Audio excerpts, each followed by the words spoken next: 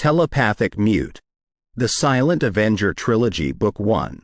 High School Echoes. All different but the same. Chapter 1. A silent onset. The Arizona sun blazed fiercely over Phoenix West High School, casting long shadows as students crisscrossed the quad, the cacophony of their conversations filling the air. But amidst the noise, Bradley's world was different. It was silent, not because he was deaf, but because he was mute. Words never formed on his lips, but that didn't mean he didn't have thoughts, opinions, or a voice in his head. He was just another student navigating the minefields of adolescence, with its complex maze of relationships, evolving identities, and the eternal quest to fit in. But for Bradley, high school presented another challenge. How do you connect with others when you can't voice your thoughts? Sure, he'd mastered the art of sign language and carried a notepad to scribble down his responses, but those tools always felt insufficient. Yet as days turned into weeks in 7th grade, Bradley began to realize he had an unexpected gift. At first, it started as whispers, fleeting and indistinct. He dismissed it as a figment of his imagination, an overactive mind compensating for his lack of speech. But the whispers grew clearer, morphing into coherent sentences and distinct voices.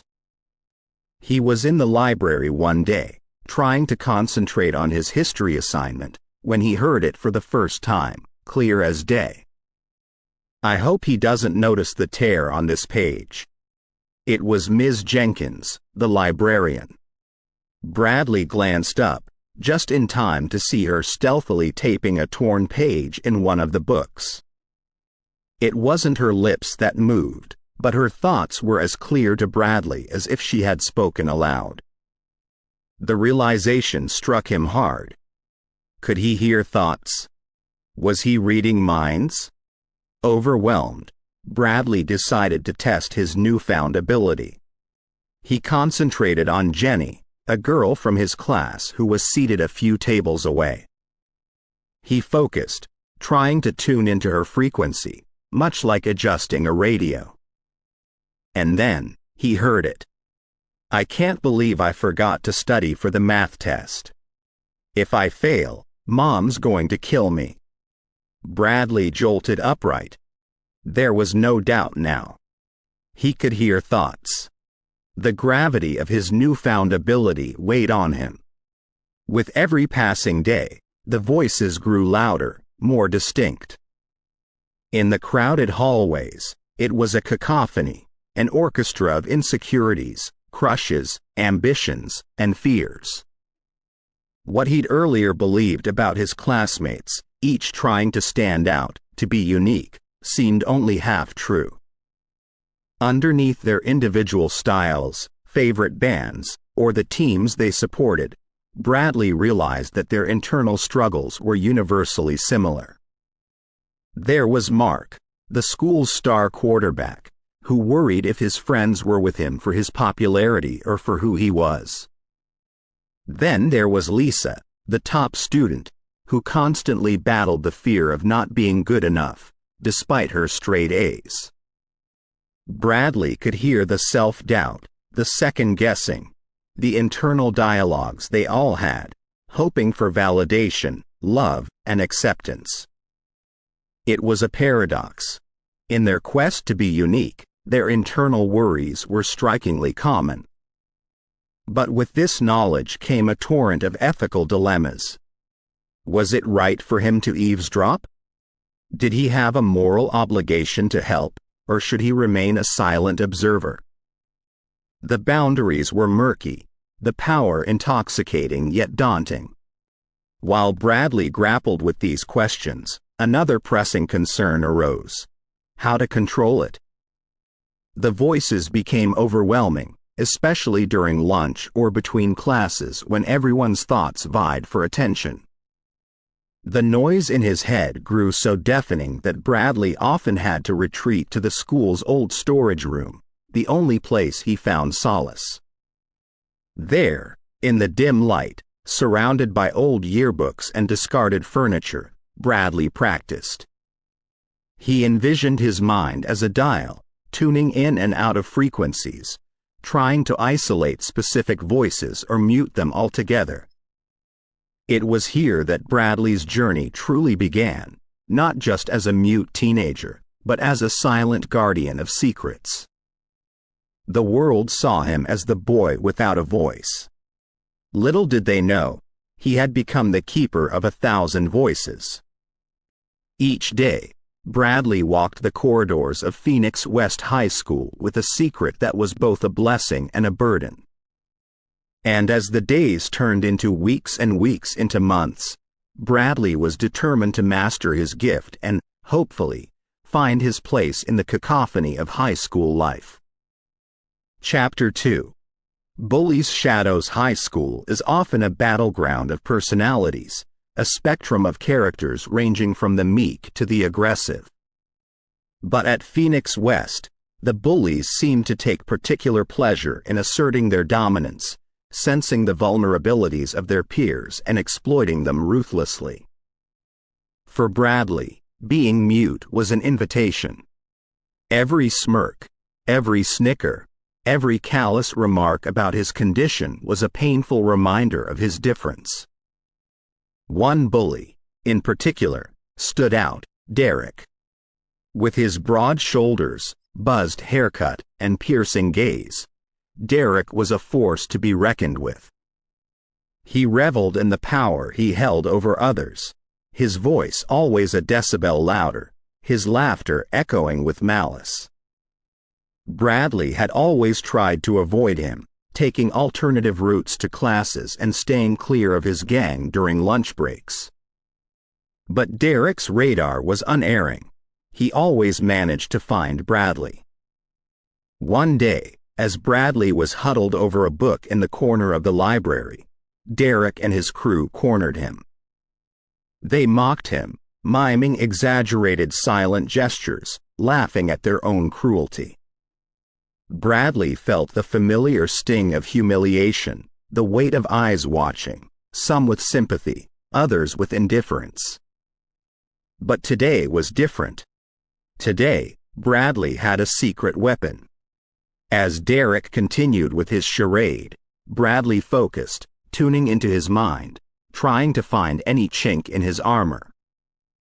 The internal monologue he heard surprised him. "I hope Dad doesn't find out about the math test. If he does, he'll..." The thought trailed off, but Bradley had heard enough. He realized Derek wasn't the invincible bully everyone thought him to be. Behind that veneer of arrogance was a boy terrified of disappointing his father. Bradley saw his chance and decided to play a subtle card. The next day, during lunch, Bradley approached the notice board where the latest test scores were posted. Knowing Derek would be watching, he deliberately stopped in front of the math test results, pretending to read them. Then, he slowly looked up and met Derek's eyes, raising an eyebrow ever so slightly. Panic was evident in Derek's eyes. Bradley, without uttering a word, had conveyed a clear message: "I know your secret." Over the next few days, Bradley employed a similar strategy, subtly hinting at his knowledge, dropping veiled comments on his notepad, always ensuring he never explicitly revealed anything. The power dynamics began to shift. Derek became wary, avoiding Bradley, seemingly spooked by his uncanny insights. It was thrilling. For the first time, Bradley felt he had the upper hand. No longer was he just the mute boy who was an easy target. He was a silent force to be reckoned with. The ability to peer into the innermost sanctums of a person's mind gave him a unique advantage, and Bradley relished it. Yet, with this newfound power came temptations. Bradley wondered how far he could push it. Would it be so wrong to teach Derek a lasting lesson? To expose his vulnerabilities for the entire school to see? The allure of payback was strong. One afternoon, as Bradley sat in the school's courtyard, he spotted Derek's younger sister, Emily, playing with her friends. An idea formed. If he could just communicate with her, plant a seed of doubt about Derek's performance, perhaps she would innocently mention it at home. It was a gamble, but Bradley was willing to take it. That night, Bradley honed in on Emily's thoughts, tuning into her dreams. Gently, he introduced a whisper, a voice not her own but one she would perceive as a dream figure. "Did Derek tell you about his math test? I think he's in trouble with Dad."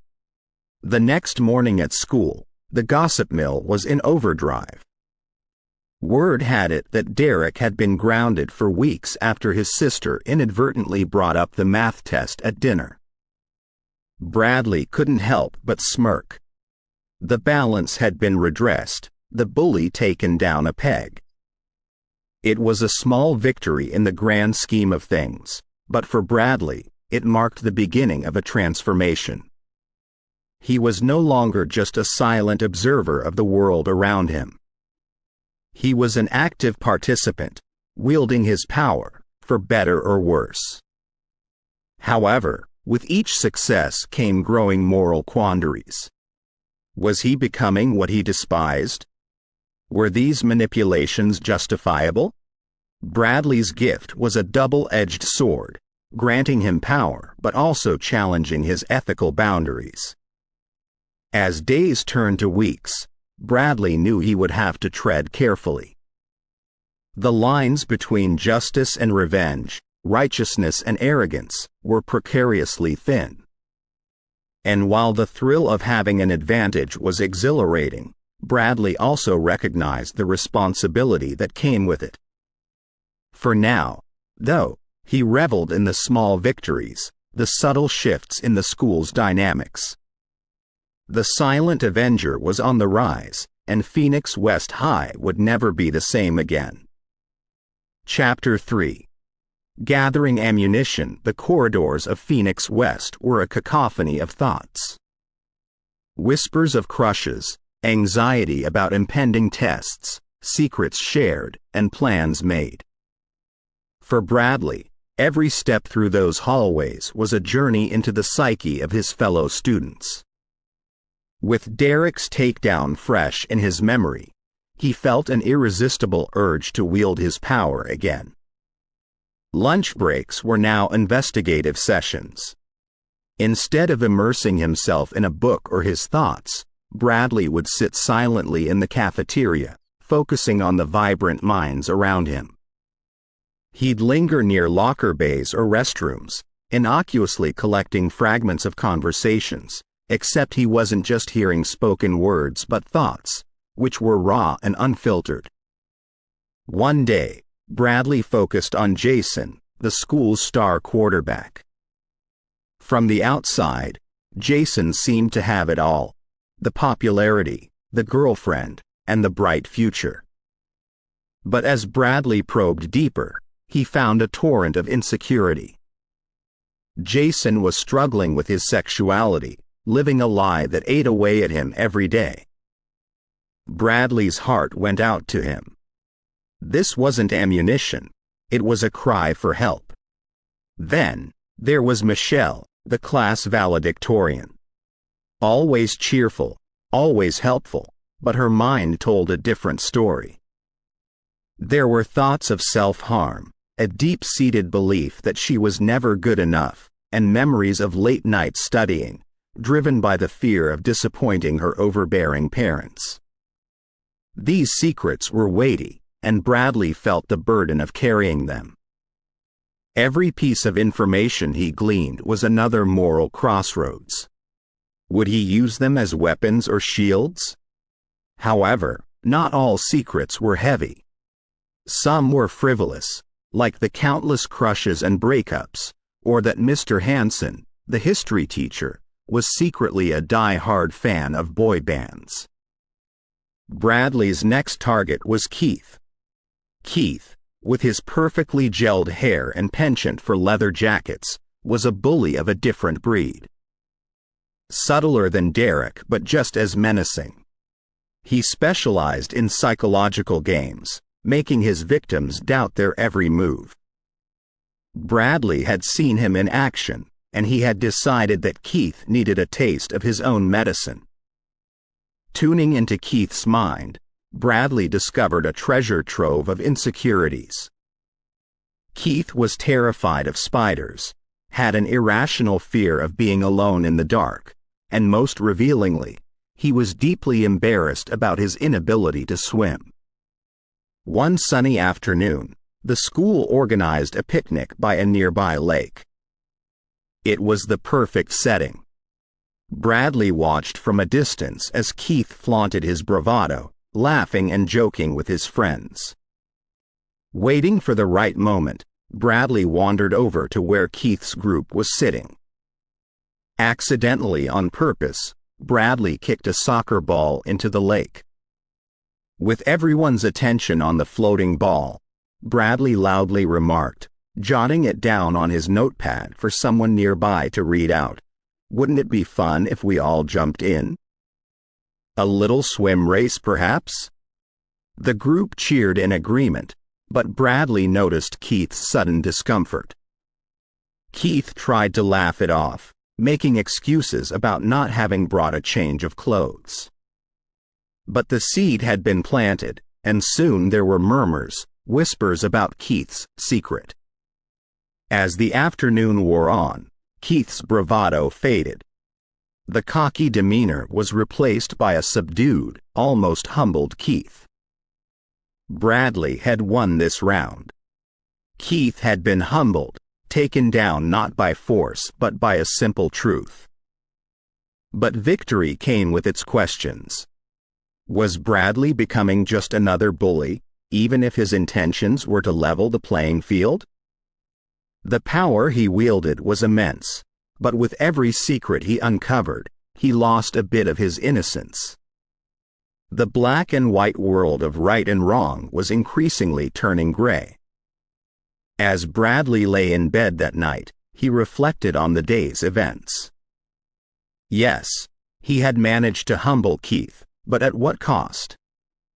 He remembered Jason's inner turmoil, Michelle's silent suffering. If he could use his powers to help them, to maybe alleviate their pain, wasn't that a better use of his gift? A decision was forming in Bradley's mind. He would still defend himself and others against the bullies of Phoenix West, but he would do so judiciously, ensuring that he didn't become one himself. There were others out there, those silently crying out for help, and Bradley decided he would be their silent guardian, their voice when they couldn't find their own. Chapter 4. The unseen Avenger Phoenix West High was a microcosm of the outside world, complete with its heroes, villains, and silent bystanders. But recently, the scales seemed to be tipping. Bullies, once prowling the corridors with impunity, were now more cautious, often looking over their shoulders, as if expecting an unseen specter to leap out and expose their deepest secrets. The atmosphere was palpable. Whispers floated about an invisible protector, someone who knew things, saw things. Tales of Keith's Lake incident, of Derek's embarrassing public defeat, spread like wildfire. Students spoke in hushed tones about this unseen avenger, wondering who it might be. In the midst of this, Bradley strutted through the hallways with a newfound confidence. No longer the meek boy, always with his head down. Now, he walked with purpose, a faint smile playing on his lips, basking in the secret knowledge that he was the catalyst for this change. His telepathic abilities were his secret weapon, an ace up his sleeve. And while he was careful not to overplay his hand, the occasional targeted exposure, always ensuring the culprit learned a lesson, kept the bullies on their toes.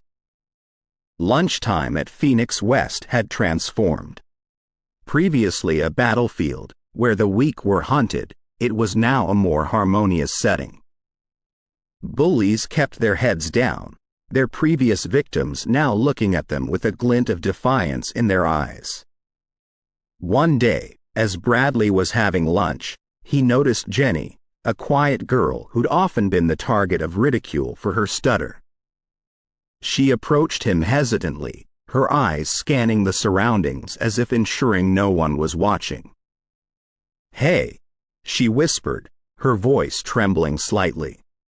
I just wanted to say, thank you." Bradley looked up, surprised. "For what?" Jenny smiled, a hint of tears in her eyes. "I don't know how you do it, but ever since those bullies got there, well, karma, things have been so much better for people like me. I just wanted to say thanks." Bradley blinked, taken aback. Had he been so transparent? He quickly composed himself. "I'm not sure what you're talking about, but I'm glad things are better for you." Jenny nodded, her eyes searching Bradley's. "I've seen you, you know. Watching, always at the right place at the right time. I don't know how you do it, but thank you." Before Bradley could respond, she turned and left, leaving him with a mixture of emotions. His secret weapon, his telepathic powers, were they becoming too evident? As days turned to weeks, Bradley began noticing more such incidents. Victims of bullying, those once living in the shadows, now approached him, thanking him, sharing their stories. He became a beacon of hope, a symbol of resistance against the oppressive bullies of Phoenix West. However, with recognition came responsibility. Bradley realized that while his powers were an advantage, they were also a burden. He was no longer just defending himself. He was a protector, an unseen avenger for those who couldn't fend for themselves. One evening, after school, Bradley found himself in the school library, buried in psychology books, trying to understand the mind of a bully, hoping to find a long-term solution, something beyond just exposing their secrets. The more he read, the more he realized that many bullies were victims too, acting out due to their own insecurities and traumas. This realization was a turning point. Bradley decided that while defense was necessary, he needed to tackle the root of the problem. Instead of just embarrassing the bullies, he would use his powers to help them, guide them, understand them. His telepathic sessions now included not just eavesdropping but also sending comforting thoughts, subtle suggestions to those he felt needed guidance and support. Slowly, the atmosphere at Phoenix West began changing. The school's bully problem didn't disappear overnight, but there was a definite decline. By the end of the semester, Bradley was not just the silent boy in the back of the class. He was the unseen avenger, a guardian angel for Phoenix West. And while he enjoyed the adulation, deep down, he knew that his true power lay not in exposing secrets but in healing, understanding, and guiding. The boy who couldn't speak had become the voice of reason, hope, and change for an entire school. Chapter 5. Emotional landscapes. As days blurred into weeks, Bradley's telepathic reach deepened. What began as intercepting surface thoughts evolved into tapping into deeper emotions, feelings buried under layers of pride, shame, or fear. The more Bradley delved into these emotional landscapes, the more he understood the intricate web of human emotions that governed the actions of his peers. One morning, as Bradley walked past Jason, one of the most notorious bullies at Phoenix West, he felt a rush of emotions: pain, guilt, a deep sense of loss. Intrigued, Bradley focused, digging deeper. What he uncovered shocked him. Behind Jason's fierce facade lay memories of an abusive father, a broken home, and nights filled with terror. For Jason, bullying was a way to regain control, a skewed coping mechanism. Similarly, when Bradley focused on Lisa, known for her mean streak and spiteful gossip, he felt overwhelming loneliness and a deep-seated need for validation. Lisa's parents, always away on business, had left her craving attention, leading her to craft an identity as the school's top gossip monger, thriving on the reactions she garnered. These revelations changed Bradley's perspective. The bullies weren't just one-dimensional villains. They were products of their environments, molded by experiences, traumas, and coping mechanisms. One afternoon, while Bradley was in the school's quiet courtyard, he tried an experiment. He focused on the entirety of Phoenix West, casting a wide net with his telepathy. The flood of emotions was overwhelming: joy, sorrow, fear, hope, envy, a cacophony of teenage feelings. But amidst this sea of emotions, Bradley realized a pattern. At their core, most students, whether bullies or victims, yearned for the same things: acceptance, understanding, and love. As Bradley explored these emotional landscapes, he also stumbled upon pockets of joy, love, and pure happiness. It wasn't all pain and trauma. There were students who, despite facing challenges, exuded positivity, always looking for the silver lining. These students became Bradley's beacon, a reminder that amidst the chaos of high school, there was hope. But with this newfound understanding came challenges. Bradley grappled with the moral implications of his powers. Was it right to delve deep into someone's psyche without their knowledge? What if he accidentally caused more harm than good? Bradley was navigating uncharted waters, with no guide or mentor to help him. To help process this influx of information, Bradley started journaling, documenting the emotions and stories he came across. These journals were a window into the soul of Phoenix West, chronicling the struggles, triumphs, and the intricate dance of emotions that played out every day. However, Bradley didn't stop at just understanding. He began acting. For Jason, he subtly nudged him towards joining a support group for children from broken homes. For Lisa, Bradley started leaving anonymous notes, praising her for her strengths and urging her to use her influence positively. But the task was enormous. For every bully he understood and tried to help, there were 10 more. Bradley realized he couldn't change Phoenix West on his own. He began approaching teachers, anonymously tipping them off about students who needed help or counseling. As the weeks went on, the school environment began to shift.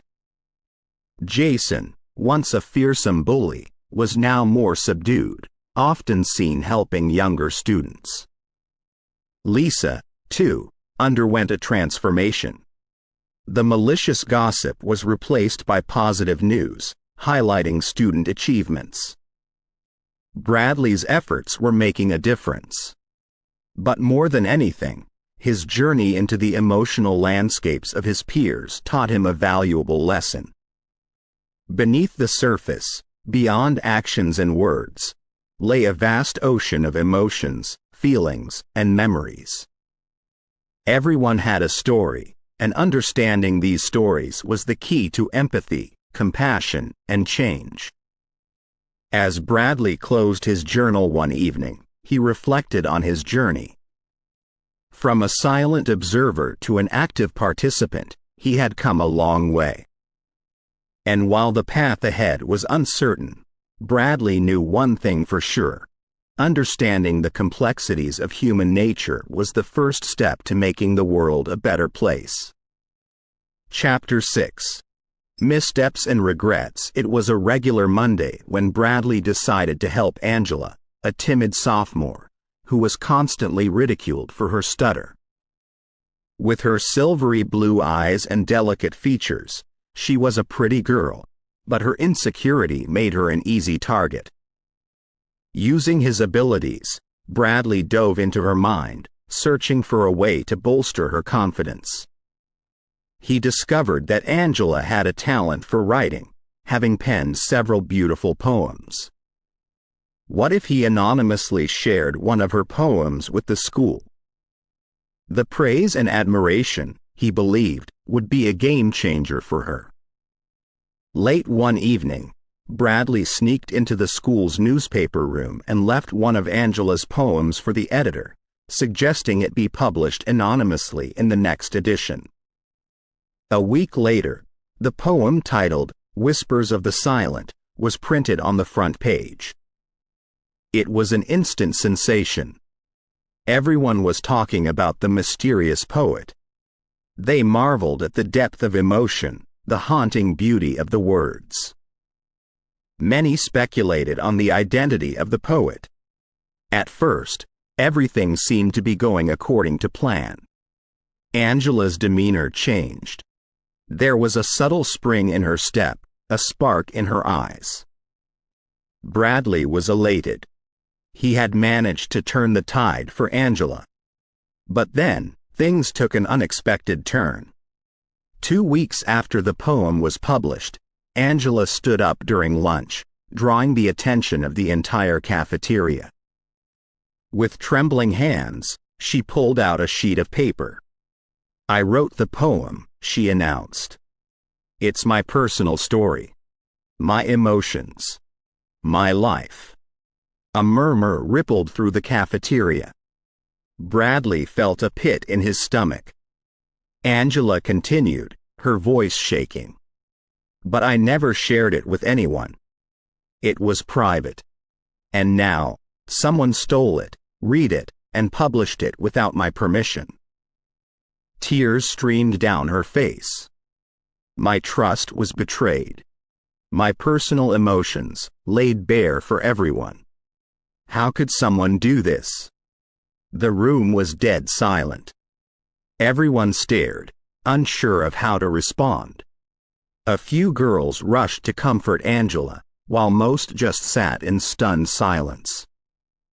Bradley, amidst them all, felt the weight of guilt pressing down on him. His intentions had been pure, but he had misstepped. His plan had backfired, violating Angela's trust. That evening, Bradley sat in his room, staring at the poem he had taken from Angela's diary. His guilt was palpable, a constant reminder of the unintended consequences of his actions. For days, Bradley avoided Angela, unable to face her. His telepathic abilities, which he once viewed as a gift, now felt like a curse. He contemplated stopping, turning off the voices, and trying to live a normal life. He decided to confide in his journal, pouring out his feelings, his regrets, and his desire to make amends. Writing gave him clarity. He realized that while his abilities were potent, they came with responsibility. He couldn't play with people's emotions or take decisions on their behalf. With newfound determination, Bradley approached Angela after school one day. He couldn't tell her the entire truth, but he needed to apologize. "I'm sorry," he began, struggling to find the right words. "I overheard you recite the poem once, and I thought sharing it would help. I should have asked. I shouldn't have assumed." Angela stared at him, her eyes searching his face. Finally, she nodded. "Thank you for apologizing. It means a lot." They parted ways, the weight slightly lifted off Bradley's shoulders.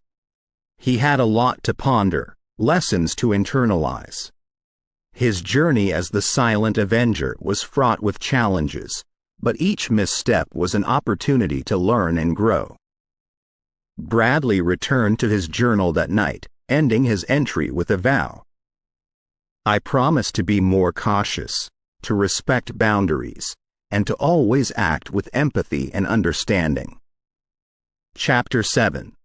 The Protector's Resolve. The hallways of the Phoenix High School were abuzz with whispers. There was a new girl, Maya.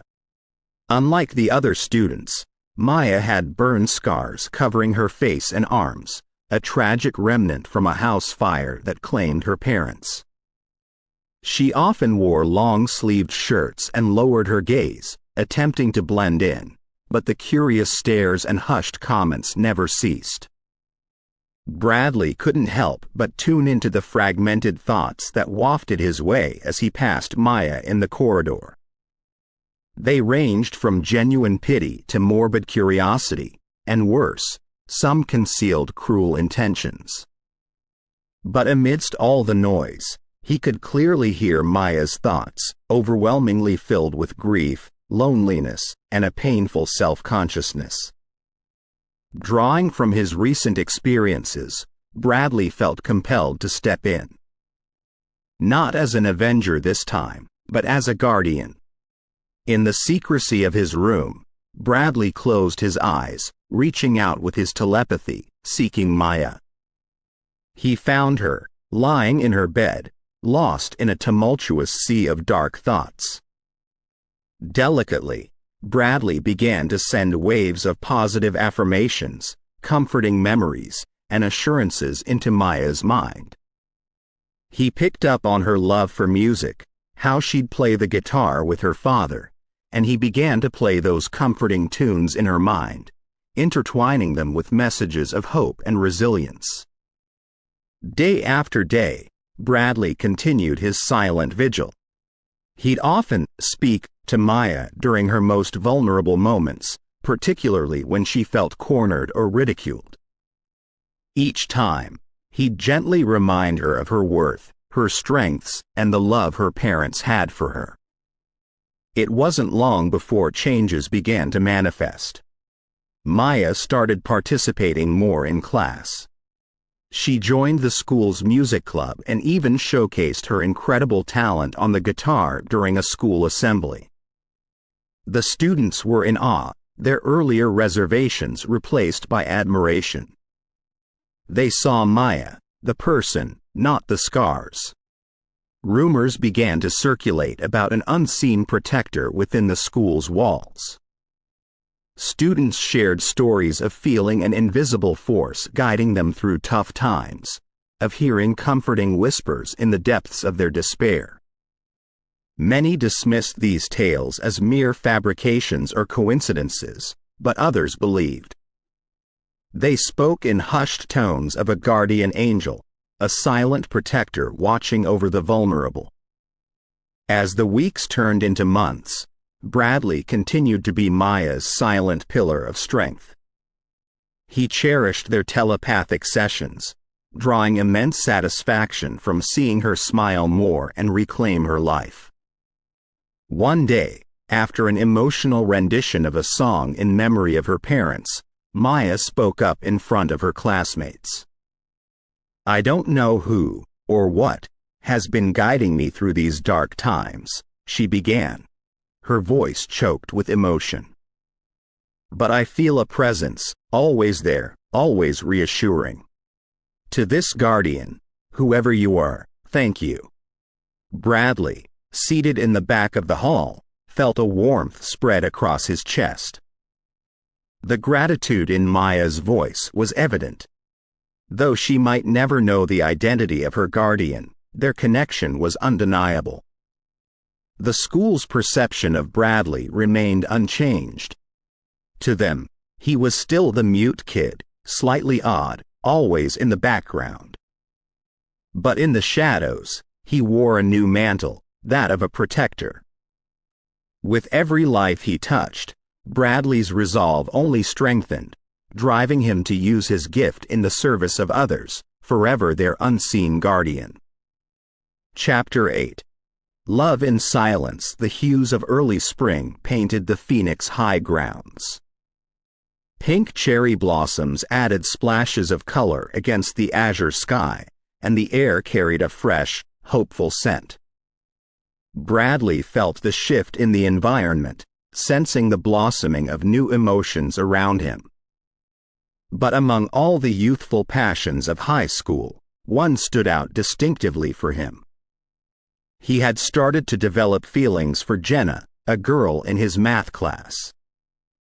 Jenna had long, wavy brown hair that she often tied in a loose ponytail, revealing her delicate neck. Her eyes sparkled with a rare combination of mischief and intelligence. She had a way of looking at the world that intrigued Bradley, the kind of curiosity that made her questions deeper and her laughter richer. But Bradley's feelings for her posed challenges. While he could easily tap into her thoughts and emotions, it felt wrong on so many levels. The intimacy of love required consent, trust, and mutual sharing. His telepathy was an unsolicited peek into her privacy. But what troubled him more was his muteness. How could he convey his feelings, his thoughts, without uttering a single word? One day, while working on a math problem, Jenna caught Bradley staring at her. Their eyes locked, and for a brief moment, time seemed to stand still. She smiled gently, a hint of curiosity in her gaze. Bradley's heart raced, and he quickly diverted his attention back to his book. Over the next few weeks, they began to share more moments, small gestures that bridged the gap between words. Jenna would often save a seat for Bradley in the cafeteria. In return, Bradley would leave little sketches on her desk, scenes from the school, portraits of their teachers in humorous poses, and sometimes a sketch of a bird or a tree, symbolic of his feelings and thoughts. Jenna began to notice the nuances of Bradley's silent world. She learned to interpret the depth of his gaze, the subtle tilts of his head, and the many expressions that danced across his face. Their bond strengthened, built on a foundation of mutual understanding and respect. One evening, while they were studying together in the school library, Jenna handed Bradley a note. It read, "I sometimes wonder what goes on in that head of yours. If you could tell me one thing, anything at all, what would it be?" Bradley hesitated, torn between his desire to express himself and the fear of overstepping boundaries. He scribbled down, "You make silence sound like a melody." Jenna's eyes welled up. She looked at him, her gaze soft and understanding.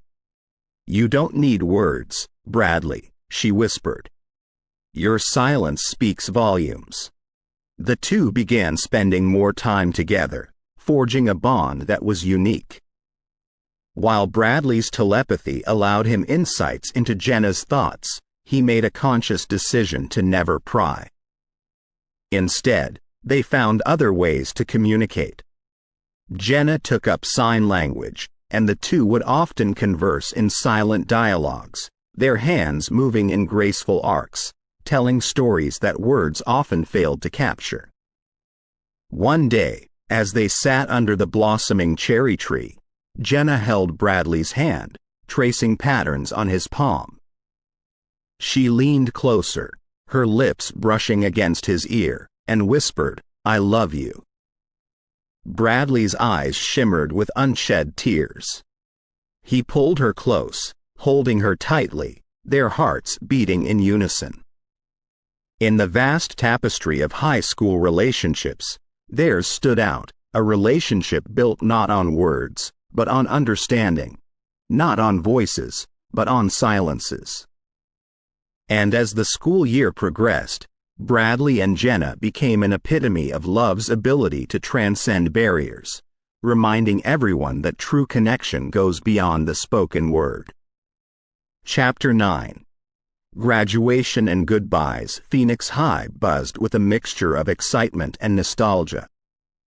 The familiar halls echoed with laughter, gossip, and whispers of the future.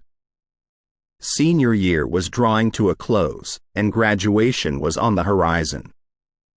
Yearbooks exchanged hands, with messages of hope, memories, and farewells being scribbled on their pages. For Bradley, however, the end of this chapter held different significance. He'd grown in these halls, both as a teenager and as a telepath. But high school wasn't just about academic lessons. It was about life lessons, understanding human nature, and finding his own place in the world. His silent battles with bullies, his efforts to protect the vulnerable, and his blooming romance with Jenna all contributed to his evolution.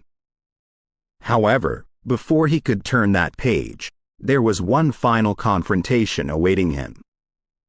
Derek, the main tormentor, the ringleader of the bullies, had never really been put in his place. While Bradley had managed to deal with many of Derek's cronies, Derek himself remained unscathed. Until now. A few days before graduation, Bradley found himself cornered in the school's parking lot. Derek, flanked by two of his loyal sidekicks, approached him with a malicious grin. "Thought you could hide from me forever, freak?" he sneered. Bradley stood his ground, his calm exterior a stark contrast to the fury he sensed in Derek's thoughts. But he also detected something else: insecurity, fear, a desperate need for validation. Derek, for all his bravado, was just another teenager struggling with his own inner demons.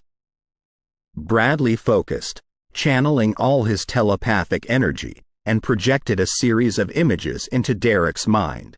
All the times Derek had been humiliated, all the vulnerabilities he tried to mask with aggression, all the insecurities he felt deep down. It wasn't an attack, it was a mirror. Derek staggered back, his eyes wide with shock. His sidekicks, confused by his reaction, exchanged glances. For a few moments, the parking lot was enveloped in silence. Then, Derek whispered, barely audible, "How?" Quote. Bradley simply looked at him, his eyes filled with compassion. There were no gloating triumphs here, no desire for revenge. Just an unspoken plea for understanding and peace. The next day, during graduation, the atmosphere was electric. As names were called and students walked across the stage, the audience cheered and clapped. When Bradley's turn came, the auditorium filled with a hushed anticipation. Despite being mute, he'd made a difference, a silent protector who'd changed the dynamics of Phoenix High. Principal Roberts took the microphone. "Before Bradley collects his diploma, we have a special announcement. Over the past year, there have been numerous accounts of an unseen avenger in our school. A guardian angel who stood up for the weak, the oppressed. Today, we'd like to honor that guardian." A spotlight focused on Bradley. The applause that erupted was deafening. Students, teachers, parents, everyone joined in a standing ovation, acknowledging his silent efforts. Derek, sitting a few rows away, clapped too. Their confrontation was still fresh, and the bully had been humbled, but not by force. Instead, by a deeper understanding of himself, facilitated by Bradley. After the ceremony, as Bradley prepared to embark on his next journey, Jenna approached him.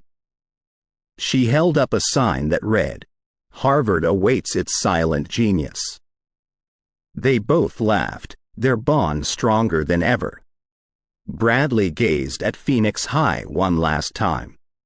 He'd entered as a boy, unsure of his place, and left as a young man, confident of his purpose. The adult world awaited, with its own complexities and challenges. But he was ready. He wondered about his telepathy, about how it would evolve and fit into this new chapter of his life. But one thing was certain: he wouldn't be alone. With Jenna by his side and the lessons from high school etched into his heart, Bradley stepped into the future, ready to face whatever it held. Chapter 10. Echoes of Tomorrow. The desert sun painted the Phoenix skyline in hues of orange and pink, casting long shadows on the city below. Bradley sat on the roof of his home, a place of solace and contemplation, as the cool evening breeze ruffled his hair. The past few years had been a whirlwind of emotions, experiences, and revelations. From the timid boy in 7th grade, struggling to comprehend his telepathic abilities, to the young man who walked the stage with pride and purpose, Bradley's journey had been anything but ordinary. He remembered the initial days when whispers of thoughts flooded his mind, confusing and overwhelming him. But over time, he'd learned to navigate this labyrinth of emotions and secrets, using it to bring about change and make a difference. The memories were a mix of triumphs and failures, moments of joy and sorrow. Bradley recalled the time he'd stood up to Derek, not with confrontation but with understanding. He remembered the warmth in Jenna's eyes, the first person he'd ever truly connected with despite his silence. And he remembered the smiles and nods from countless students, their gratitude evident, even if they never truly knew the extent of his actions. But there were also moments of pain. The plan that had backfired, the guilt that had consumed him, the realization that even with his unique powers, he was still fallible. Yet, these experiences were essential.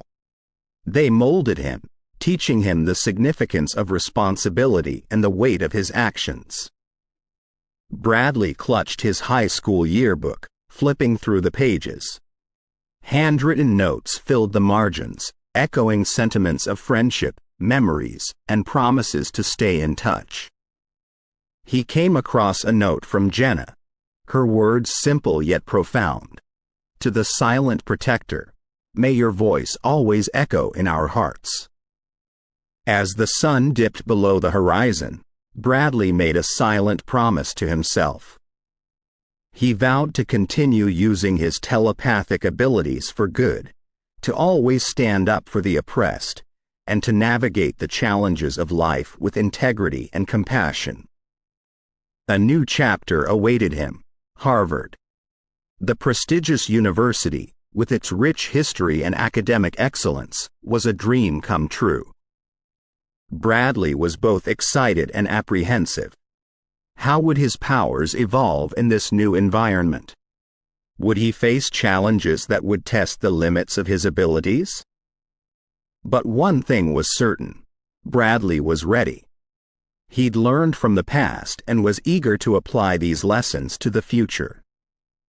Harvard wasn't just an institution. It was an opportunity, a chance to further hone his skills and make a broader impact. The night deepened, and the city lights twinkled below. Bradley took one last look at the Phoenix skyline, a reminder of where he'd come from.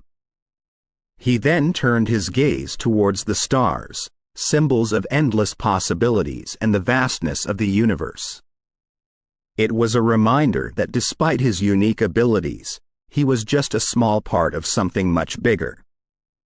The journey had been transformative, but it was far from over.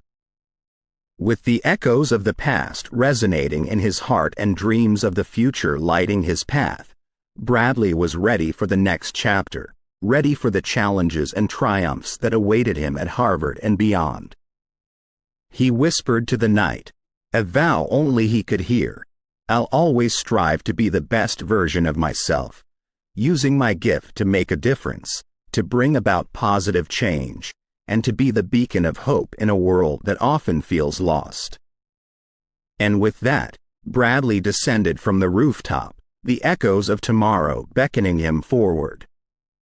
The story of the silent avenger was just beginning. We hope you have enjoyed our paranormal scary story as the first in a trilogy about Bradley, the telepathic mute. Please visit us at Paranormal Untold Stories. Come to listen to more of our scary stories collection. Paranormal Untold Stories encourages you to contact us if you have your own untold story that you would like our professionals team to put online as a scary story. Thank you. Please follow our YouTube channel, Paranormal Untold Stories, and encourage others to do the same.